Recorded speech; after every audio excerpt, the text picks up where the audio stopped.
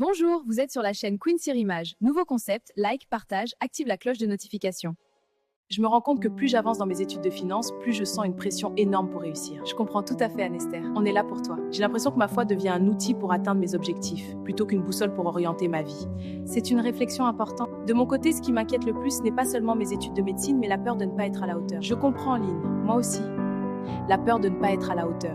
Parfois, ma foi vacille parce que je doute de moi-même. On est là pour toi. Exactement. Vos inquiétudes sont réelles, mais elles ne diminuent pas la valeur de votre foi. Dieu n'est pas surpris par vos ambitions ni par vos doutes. Je crois sincèrement en Dieu et je crois aussi qu'il nous donne des talents pour réussir.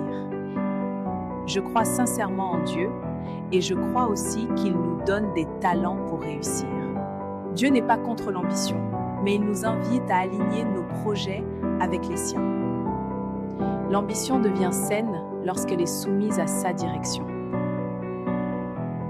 Confie-toi en l'Éternel de tout ton cœur et ne t'appuie pas sur ta sagesse. C'est un verset puissant. Oui, il nous guide. Amen. Ce verset me parle, mais j'ai du mal à lâcher le contrôle. J'ai peur que si je laisse tout à Dieu, mes projets n'avancent plus. Je vois beaucoup de personnes autour de moi qui savent exactement où elles vont. Moi, je me sens perdue. Je prie, mais je n'ai pas toujours de réponse. Et ça me fait douter.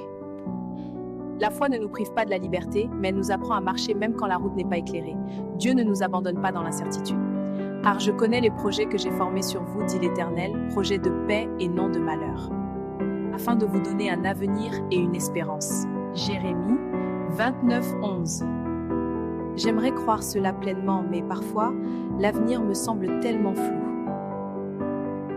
Dans mon domaine, tout repose sur la stratégie, la planification, l'anticipation. L'idée de lâcher prise me semble presque dangereuse. La foi commence souvent là où le contrôle humain atteint ses limites. Elle nous invite à reconnaître que Dieu voit plus loin que nous, même quand nous ne comprenons pas. L'homme fait des projets dans son cœur, mais c'est l'Éternel qui dirige ses pas. Cela me pousse à réfléchir. Même les plans les plus solides peuvent s'effondrer si Dieu n'en est pas le fondement.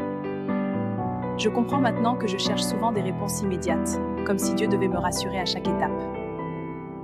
Peut-être que je dois apprendre à lui faire confiance, même dans le silence.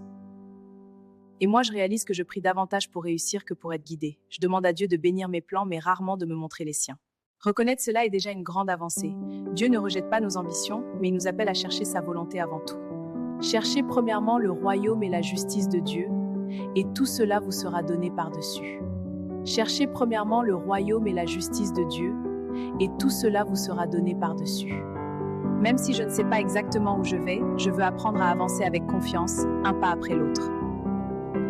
Et même si je garde mes ambitions, je souhaite désormais qu'elles soient alignées avec ce que Dieu veut réellement pour moi. La foi ne supprime pas l'incertitude de l'avenir, mais elle nous donne la paix pour marcher malgré elle. Or, la foi est une ferme assurance des choses qu'on espère, une démonstration de celles qu'on ne voit pas.